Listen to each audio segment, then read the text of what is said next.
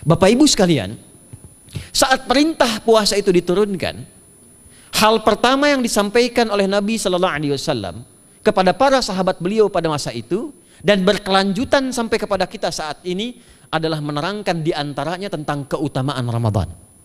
Untuk menjawab sekaligus mengentaskan hoaks yang pada saat itu dibangun oleh orang-orang Yahudi yang tinggal di Madinah. Jadi ketika mereka mengatakan orang Islam tuh nggak punya puasa, ikut kita. Ini puasa yang hebat, puasa yang bagus. Dijawab oleh Allah, turunlah perintah, ya ayyuhalladzina amanu kutiba alaikumus syiyam kama kutiba alal ladzina min qablikum la'allakum tattaqun. Setelah itu apa yang terjadi? Buka Sahih Al-Bukhari, kitab yang ke-30, Kitabus Shaum, posisi hadis yang nomor yang kedua di topik ini, riwayat dari Talhah bin Ubaidillah radhiyallahu taala anhu qala Rasulullah sallallahu alaihi wasallam. Perhatikan, ini kalimat pertama yang disampaikan Nabi menyambut kewajiban puasa. As-siyamu junnatun fala yarfuth wala yajhal wa in imru'un qatalahu aw syatamahu falyaqul inni sha'imun marwataini. La khulufu famis sha'imi atyabu 'indallahi yaumal qiyamati min rihil miski yatruku ta'amahu wa syarabahu wa syahwatahu min ajli. Ini poinnya. As-siyamu li wa ana ajzi bihi wal hasanatu bi asyri amthaliha. Kata Nabi, puasa kita ini yang kita tunaikan spesial, beda dengan yang lainnya. Jadi ketika Yahudi mengatakan puasa kami ini puasa yang hebat, yang bagus, yang diikuti oleh umatnya Muhammad sallallahu alaihi wasallam, turun ayat, komentar Nabi pertama apa? Puasa kita kepada para sahabat, kepada kita semua, ini puasa yang spesial. As-siyamu. Lihat diksinya. Awas Pak ya, Ibu jangan salah baca. As-siyam, bukan asyab. As-siyam. Disebutkan 9 kali dalam Al-Quran. Ada as-saum, ada as-siyam, itu beda. Kalau saum sekali disebutkan dalam Al-Quran, surah 19 ayat 26. Saum itu masih umum, kata umum untuk menunjuk kata imsak, menahan secara umum. Bisa berarti puasa yang ada ketentuan aturan, bisa berarti menahan secara singkat. Apa saja yang bersifat menahan, itu saum namanya. Contoh Sayyidah Maryam misalnya, beliau masih makan. Ya, ayat 24, 25 itu masih makan. Goyangkan pohon korma, jatuh kormanya, makan kormanya. Mau minum, ambil airnya, minum. Masih makan, masih minum. Cuman diminta untuk saum. Apa saumnya? Inni nadhartu lirrahmani sauma falam ukallimal yauma insiya. Jangan bicara pada siapapun. Kamu dituduh, kamu berzina, jangan jawab. Biarkan bayinya yang bicara, dan itu mukjizat pertama untuk Isa alaihi salam. Itu nanti dimulai di ayat 31 sampai 33 di surah Maryam, surah 19. Tapi beliau diperintahkan saum. Saumnya apa? Jangan bicara. Jadi kalau bapak masih makan, masih minum, cuman gak mau bicara dulu sama ibu, itu saum. Mau kemana Bi? Kok gak jawab? Kenapa gak bicara? Sedang saum. Saum apa? Gak mau bicara sama mama. Itu bicara, contoh. Itu saum. Kalau siam, 9 kali disebutkan dalam Al-Quran, itu khusus, spesifik. Ada aturannya, ada ketentuannya, nggak boleh sembarangan, nggak bisa kemudian seenak kita melakukannya. Ada ketentuan yang dibuatnya dan itu harus diikuti. Begitu diikuti, maka keagungan dan keistimewaan ibadah itu akan dilekatkan pada pelakunya. Dan menariknya, perintah puasa itu ketika turun ayatnya Al-Baqarah 183, kalimatnya bukan menggunakan saum tapi siyam. Ya ayyuhalladzina amanu kutiba alaikumus. Nah kata Nabi, asyamu junnatun. Kalau benar puasa kita ini, kita tunaikan yang Ramadan ini, maka dia akan melahirkan satu yang tidak ditemukan pada ibadah lain, yaitu junnah. Ada jinnah, ada jannah, ada junnah. Itu beda. Tapi semua katanya, itu hurufnya sama, cuma harokatnya beda. Coba lihat ya, ada junnah, jinnah, dan jannah.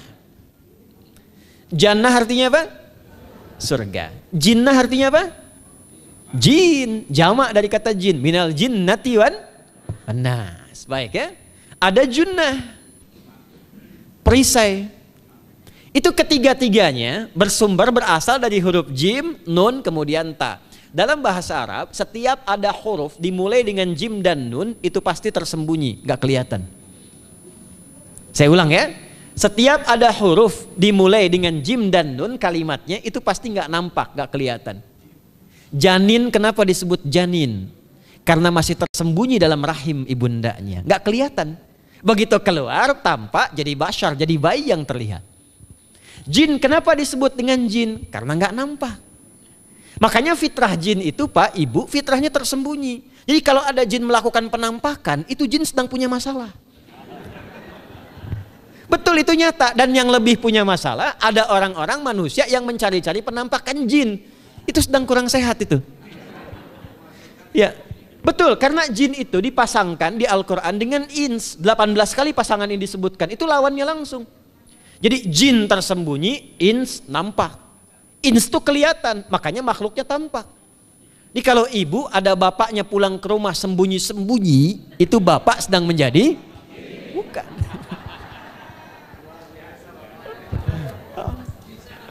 Kalau ibu sembunyi-sembunyi nyari dompet bapak, ibu sedang menjadi? Jin. Itu langsung pasangannya 3 itu. Ins itu seakar dari kata anisah, halus, lembut.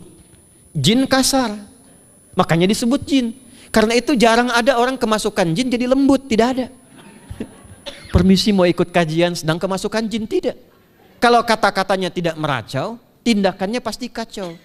Karena itu fitrah manusia itu pasti lembut. Kalau ada orang kasar, pasti ada yang salah dalam pergaulannya. Balik.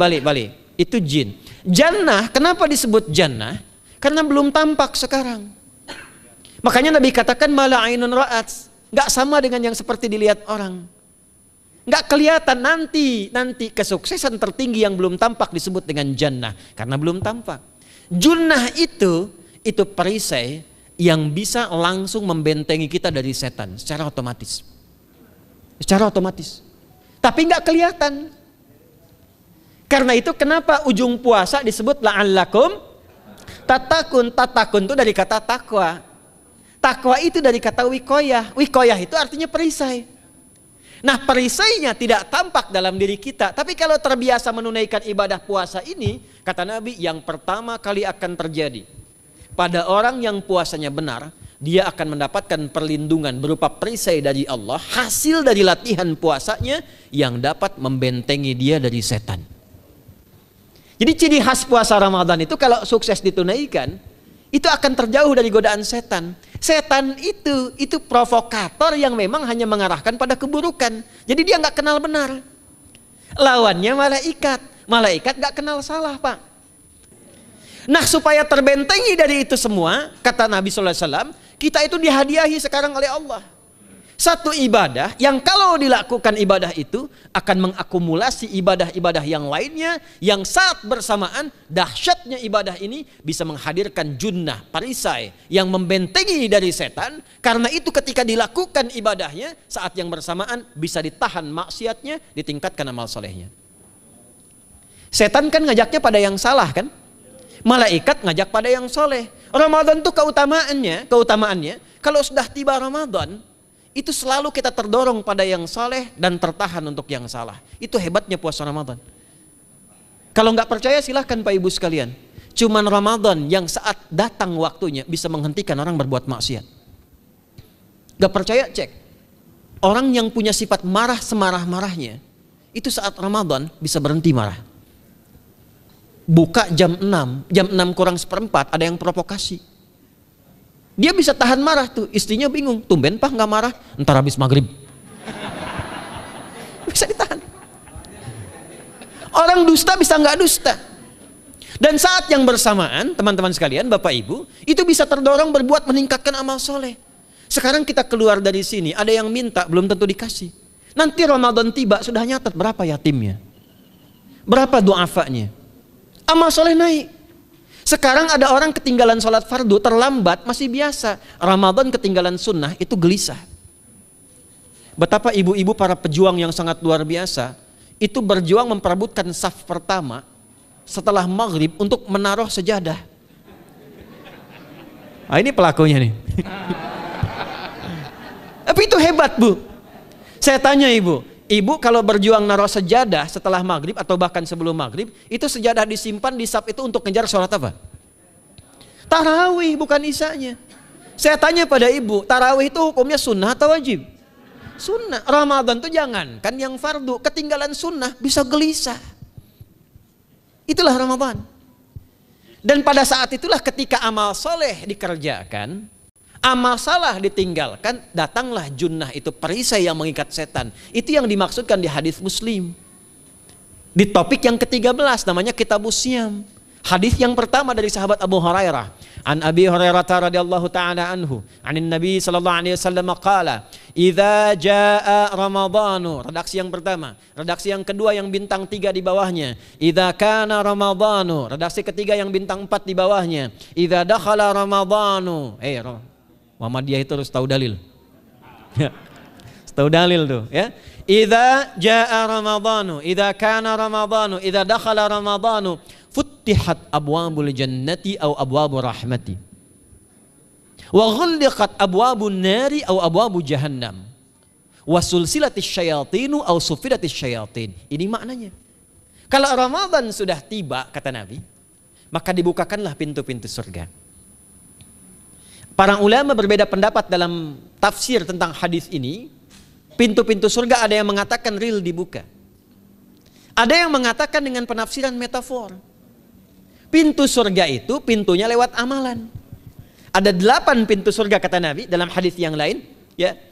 Fil jannati thamaniyatu abwabin fiha babun yusamma ar-rayanu la yadkhuluhu illa as-shaimun fa idza dakhaluhu ughliqa. Di surga itu ada 8 pintu surga. 8 itu ternyata di hadis lain pintunya semua amal soleh. Ada pintu sholat, pintu puasa namanya ar-rayyan, ada pintu sedekah, pintu zakat, pintu haji. Jadi kita itu sekarang fastabiqul khairat. Kenapa ada moto fastabiqul khairat? Itu kan diambil dari Al-Baqarah ayat 148. Siapa yang pengen memburu surga, buru di amalannya. Mungkin gak semuanya bisa dikerjakan. Kalau tidak semuanya, ambil salah satu yang paling disukai, konsisten di situ. Walikulli wijhatun huwa muwalliha. Setiap orang pasti punya kecenderungan untuk beramal. Ada yang senang puasa, ada yang senang tahajud, ada yang senang sedekah. Fastabiqul khairat, silahkan berburu, berlomba untuk mengerjakan apa yang disenangi itu. Itulah pintu surganya. Nah, saat Ramadan, semua pintu surga itu dibuka, Pak. Makanya kita senang kerjakan, sholatnya meningkat, sedekah meningkat, ngaji Quran meningkat. Saat yang bersamaan pintu neraka ditutup. Ada berapa pintu neraka? Ada berapa? Kalau pintu surga berapa tadi? 8. Hadisnya jelas, sahih dalilnya. Pintu neraka berapa? Bukan. Pilih. 6 atau 8? Yang 6 angkat tangan. Bukan 6, bukan 8, 7. Dalilnya apa? Dalilnya Quran surah Al-Hijr, surah ke-15. Ayat ke-44. Surah ke-15 Al-Hijr ayat ke-44. Neraka ada 7 pintu. Dan dalam setiap pintunya nanti ada 19 malaikat yang menjaga. Alaiha tis'ata asyar. 7 pintu ini khusus Ramadan ditutup. Dan hati-hati, nama neraka itu ada 2 nanti. Neraka yang membakar, ini mungkin jadi baru informasinya bagi sementara orang. Neraka yang membakar dan neraka yang membekukan. Jadi ada 2 sifat. Saya ulang ya, neraka yang membakar dan neraka yang membekukan. Yang membakar disebut dengan Jahannam, yang membekukan disebut dengan Zamharir namanya. Zamharir. Jadi kalau ada orang masuk neraka, itu cuma 2 pilihannya, dibekukan atau dibakar. Jelas ya? Makanya kita dikasih pendahuluan, ada musim panas, musim dingin. Supaya merasakan, nih orang musim dingin nih pakai lapisan-lapisan baju. Musim panas cari pendingin. Kamu sekarang cari pendingin, kata Allah, di neraka nggak ada AC. Kamu sekarang pakai berlapis-lapis, di neraka beku. Jahannam itu nama apinya. Jadi nar yang membakar itu nama apinya Jahannam. Jahannam itu nama apinya. Untuk membedakan dengan api yang ada di dunia dan api yang bahan bakarnya jin dan setan saat diciptakan. Setan itu dicipta dari api. Ya, setan kan asalnya dari iblis. iblis dari jin. Setan Al-Baqarah ayat 36. Dari iblis Al-Baqarah 34. Iblis dari jin, Quran surah Al-Kahf ayat 50. Kana minal jinni fafasaqa an amri rabbi. Jin dari api yang menyambar-nyambar, Quran surah 15 ayat 27. Wal janna khalaqnahu min naris samum. Karena narnya narus samum, maka apinya mesti beda. Karena itulah nanti nerakanya yang membakar disebut dengan Jahannam. Pintunya 7, namanya banyak. Ada sa'ir, ada lava, ada neraka hutamah. 7 pintu besarnya disebut dengan Jahannam. Khusus Ramadan tutup. Ramadan tutup. Wasulsilati syayatin. Setan itu dibelenggu, diikat rapat. Bagi orang yang mau puasa benar. Awas hati-hati. Bagi orang yang mau puasa benar, karena itu kalimatnya asyamu junnatun. Kalau benar puasanya, metafornya amalan dia bisa mengikat setan. Tapi kalau puasanya nggak benar, tetap digoda juga. Makanya jangan heran, walaupun Ramadan tetap kotak infak ada yang hilang. Sendal ada yang hilang. Karena puasanya bukan siam, puasanya saum. Sedangkan diksi Nabi yang mengatakan asyamu junnatun. Puasanya yang harus benar. Nanti kita belajar fikih setelah itu. Saya ingin pendahuluan dulu ya. Setelah itu apa yang kata Nabi katakan? Ini masih mukadimah ya kita ya. Ini luar biasa nih. Ya. Jadi keutamaan Ramadan itu dahsyatnya dengan puasa biasa. Kata Nabi, kalau orang benar puasanya, bebas dia dari setan.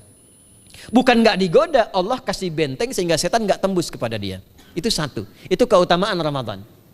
2, teruskan dulu langsung ke ujung hadisnya saja ya. Kalau yang tadi nanti latihannya fala yarfuf fala yajal, itu latihan. Yang kedua, Allah langsung yang mengatakan dalam hadis qudsinya, asyamu li wa ana ajzi bihi. Khusus Ramadan, kalau ditunaikan dengan benar, maka semua yang puasa itu aku langsung yang memberikan takaran pahalanya. Sekarang kita hitung-hitungan dikit ya. Bapak Ibu kan senang hitung. Tadi bangun aja kan dihitung kan. Ya, dapatnya sekian, kurangnya sekian, ya usahanya sekian. Sekarang kita ngitung pahala nih. Ada rumus hitung pahala dalam Al-Quran. Ya, saya tanya sebentar. Kalau satu kita kerjakan ibadah, pahalanya berapa? 10. Dalil. Apa dalilnya? Quran surah ke-6 ayat 160. Man jaa baik bil hasanati falahu asyru amthaliha. Siapa yang melakukan satu perbuatan hasanah. Hasanah itu perbuatan baik yang bernilai pahala. Itu hasanah namanya. Pahalanya disebut ajrun namanya. Lahum ajrun ghairu mamnun. Jadi perbuatan baik yang bernilai pahala disebut apa? Hasanah. Ya, eksekusinya, implementasinya disebut amal soleh. Pahalanya, hitungannya disebut ajrun namanya. Jamaknya disebut dengan ujur. Di setiap poinnya disebut dengan ajrun namanya. Nah, orang yang mengerjakan perbuatan baik berpotensi punya nilai pahala, itu setiap perbuatan baiknya 10 kebaikan. Contoh kita sholat nih, sehari berapa waktu? 5. Berapa rakaat? 17. Al-Fatihahnya 18 atau 19 kali? 17 kali ya. Kalau 18 kali berarti subuhnya 3 rakaat.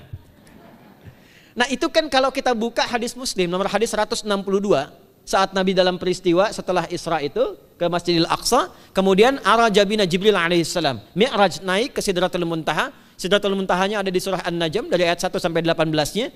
Itu ketika menerima perintah salat pertama kali kan bukan 5, tapi 50. Turun kan Nabi kemudian ke langit ke-7, ketemu Nabi Ibrahim sedang senderan di Baitul Ma'mur, punggungnya senderan. Itu ada kisahnya di hadis Muslim nomor hadis 162.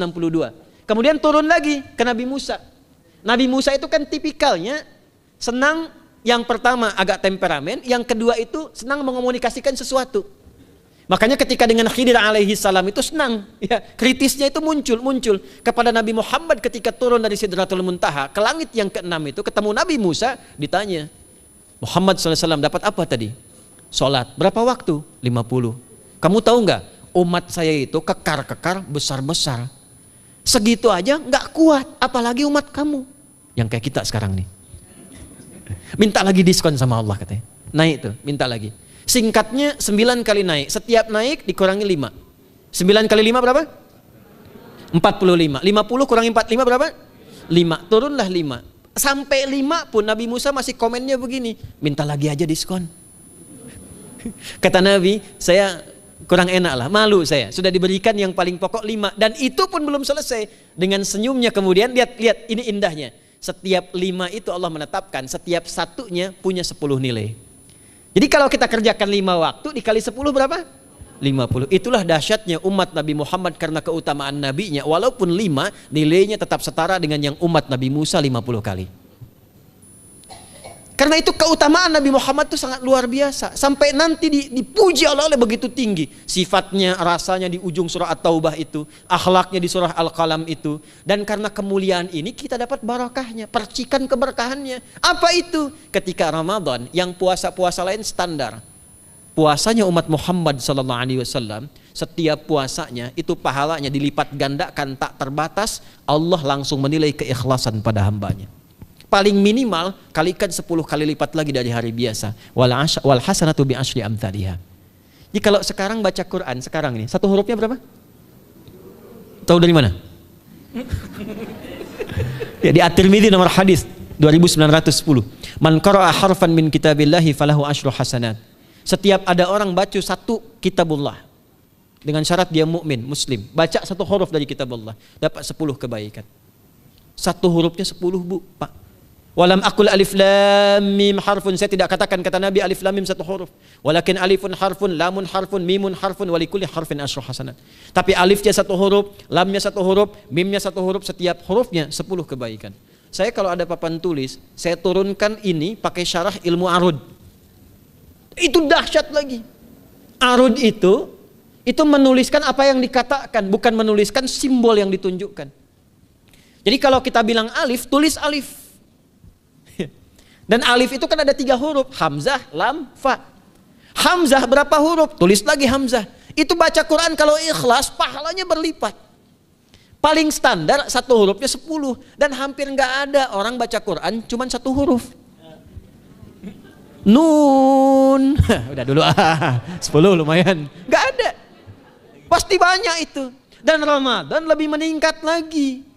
Dan dikalikan 10 lagi, itu paling standarnya satu huruf 100, Pak, Bu. Makanya Ramadan itu limpahan pahala. Rugi orang kalau nggak ibadah saat Ramadan itu.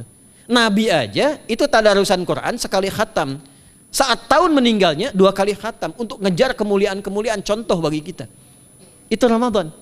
Jadi ini yang pertama menjadikan kita mesti sadar Ramadan beda dengan bulan biasa. Maka disampaikan oleh Nabi yang pertama ada pelipat gandaan pahala. Yang kedua ada perisai yang bisa menjauhkan kita dari setan. Yang ketiga, saya tutup mukadimahnya. Yang ketiga, hanya Ramadan yang siang malam melahirkan ampunan Allah Subhanahu wa taala. Siang malam. Kita kalau mau nyari ampunan itu bisa kapanpun minta ampun. Tapi ada waktu-waktu yang sangat strategis dan tempat-tempat yang sangat efektif mempercepat mengabulkan doa. Contoh waktu misal sepertiga malam. Itu cepat terkabul doa, hadisnya qudsi. Di antara azan dan iqamah. Waktu singkat di waktu Jumat, ada yang menafsirkan antara duduk khutbah 1 dan 2, ada yang menafsirkan waktu asar menjelang ke maghrib. Dan itu nanti sepeninggal Nabi ada di antara istri Nabi SAW memburu waktu singkat yang luar biasa ini untuk berdoa. Hafal doanya ya. Allahumma kfina bihalalika an haramik wa aghdina bi ta'atika an ma'siyatik wa bi fadlika amman siwak. Itu dibiasakan di hari Jumat dibacakan. Ya, hafal nggak? Nanti diputar lagi videonya ya, kan ini kita sampai ini lihat lagi. Ya, kembalikan. Ada yang sifatnya tempat. Mihrab itu mustajab. Makanya kenapa imam itu di mihrab? Karena mewakili makmum untuk berdoa. Karena itu pilih imam yang betul-betul paham fikih salat, bagus bacaannya dan ngerti fikih salat supaya dia sebelum salat melihat ke belakang. Itu bukan cuma merapatkan barisan, tidak, untuk melihat siapa yang salat. Apakah tahan berdiri lama kalau dibacakan bacaan panjang? Atau ada yang buru-buru. Lalu bacaannya apa yang sesuai untuk makmumnya? Itu fikihnya. Karena itu tempatnya di mihrab. Dan mihrab itu viral, tempat yang cepat mengabulkan doa. Maryam itu punya mihrab. Nabi Zakaria saat minta keturunan, itu mohon kepada Allah di mihrabnya Maryam. Ali Imran ayat 38-39. Hunalika da'a Zakaria rabbah qala rabbi habli min ladunka dzurriyyatan thayyibah innaka sami'ud du'a. Fanadatul malaikatu wa huwa qa'imun yusalli fil mihrab. Cepat terkabul doa. Masjid cepat terkabul doa. Tapi Ramadan itu menggabungkan semuanya. Enggak usah tunggu sepertiga malam. Siangnya diampuni, malamnya diampuni. Apa dalilnya? untuk malam lekat dengan ibadah qiyam namanya. Man qama ramadhana imanan wahtisaban ghufira lahu ma taqaddama min.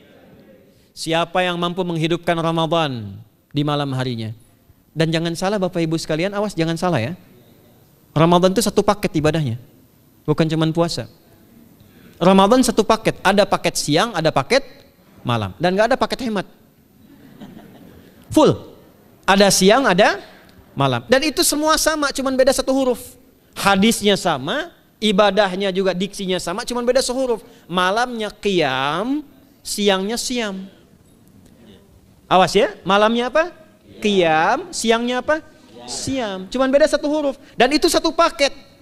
Jadi kalau Anda tertinggal, jangan Anda lah, jangan kita. Kalau ada orang yang tidak mengerjakan semalam, misalnya qiyamnya, cuma siamnya, sah puasanya, benar sesuai rukun, sah. Cuman tidak sempurna keutamaan Ramadannya. Karena itu Allah mengatakan kalau sedang puasa, sempurnakan dengan ibadah malamnya. Itu ada di Al-Baqarah ayat 187. Tsumma atimmus syiyama ilal lail. Muqaddimatul lail maghribnya untuk puasa, lail atasnya untuk qiyam. Orang yang mampu menghidupkan ibadah malam, jangan salah ya. Nanti kita mulai puasa, insya Allah yang pertama dimulai ibadah malam. Qiyam, bukan siam. Jadi jangan terlampau soleh, puasanya nanti nunggu fajar. Malam itu qiyam. Nah qiyam ini ada potensi ampunan dosa Pak Bu. Jadi kalau kita manfaatkan ibadah ini dengan benar, misal ya kita kan nggak tahu ajal nih. Tiba kemudian kita manfaatkan qiyam bangun, ditunaikan dengan benar, itu Masya Allah. Meninggal misal dalam sujud, itu jaminannya, ghufira lahu ma taqaddama min dzambi. Siapa yang benar ibadah qiyamnya, sampai detik itu, ditunaikan karena imannya, ikhlas karena Allah, saat bersamaan dia introspeksi diri, begitu dia tunaikan, misal dia meninggal, misal saja, semua dosa-dosa yang pernah dia tunaikan diampuni pada saat itu. Ma itu tanpa batas. Ma taqaddama min dzambi, ma semua yang pernah dia kerjakan dalam hidupnya. Karena itu viral. Sayyidah Aisyah itu pernah minta petunjuk pada Nabi di hadis Muslim. Bertanya pada Rasulullah, ya Rasulullah, kalau malamnya saya pengen ibadah dan qadar Allah bertepatan dengan malam Al-Qadar, apa yang saya minta? Itu sampai diajarkan oleh Nabi doanya, dan doanya sahih. Di At-Tirmidzi dikuatkan lagi dengan lebih lengkap redaksinya.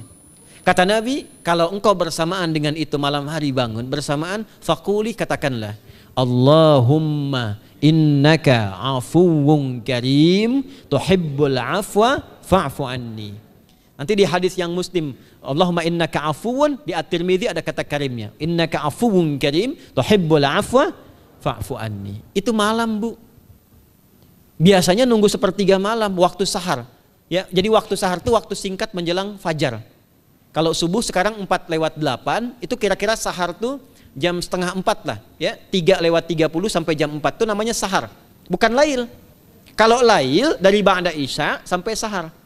Sekarang isya setengah 8 misalnya, jam 8 tuh sampai setengah 4 namanya lail. Jelas ya? Lail itu malam, jamaknya layali. Turunannya lela, lili, lala itu malam. Ya, ibu leli, ibu malam-malam gitu ya. Gitu.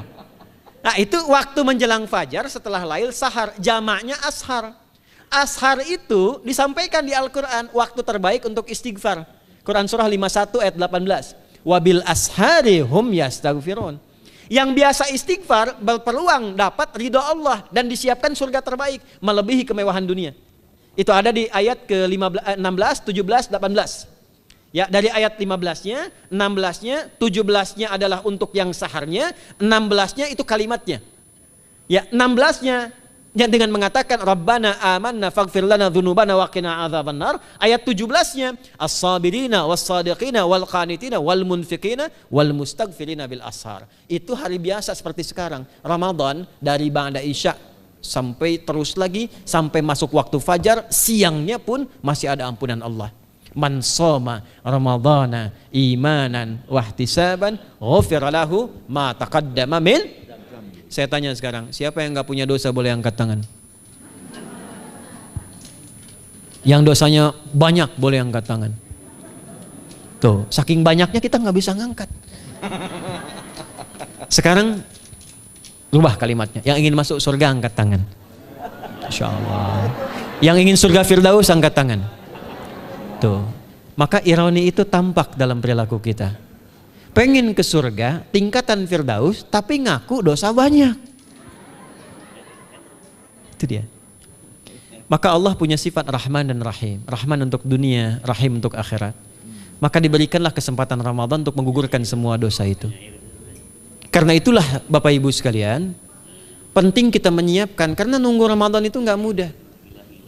Dan nggak semua orang itu akan sampai kepada momen yang dimaksudkan. Karena itulah malaikat Jibril itu langsung komen. Ya, jadi ada dua riwayat nih, Nabi yang berdoa, malaikat yang mengaminkan. Ada malaikat yang berdoa, Nabi yang mengaminkan. Jadi Nabi akan naik memberikan tausiah di mimbarnya. Mimbar Nabi itu ada 3 gundakan. Begitu naik ke gundakan pertama, ada 3 gundakan. Lalu tibalah kemudian beliau bersabda. Ada riwayat Nabi yang berkata, malaikat mengaminkan. Ada riwayat sebaliknya, malaikat yang berkata, Nabi mengaminkan. Raghima'an forajulin. Awas, hati-hati nih. Raghima'an forajulin. Liman adraka Ramadhana falam yughfar lahu. Terhina di hadapan Allah Subhanahu wa taala. Kotor dirinya. Bu'dan, jauh dari rahmat Allah. Liman adraka Ramadhana, siapa yang sudah disampaikan ke bulan Ramadan falam yughfar lahu, tapi tak mampu mendapat ampunan Allah Subhanahu wa taala. Karena itulah saya ingin cepat. Satu, kenapa Ramadan istimewa? Karena ada ampunan Allah yang sangat luar biasa. Kenapa Ramadan istimewa? Karena ada pelipat gandaan pahala. Kenapa Ramadan istimewa? Karena ada peluang untuk menjauhkan dari setan. Dan yang terakhir, Ramadan istimewa karena semua waktu siang dan malam mempercepat terkabulnya doa. Itu yang dijamin di ayat 186 dalam rangkaian ayat Siyam dari ayat 183 sampai 187. Ayat 186-nya khusus untuk mempercepat terkabulnya doa. Wa idza sa'alaka 'ibadi 'anni fa inni qarib ujibu da'watad da'i idza da'an falyastajibu li wal yu'minu bi la'allahum yarshudun. Tafsirnya apa? Hadis Nabi sallallahu alaihi wasallam, "Thalathatun la turaddu da'watuhum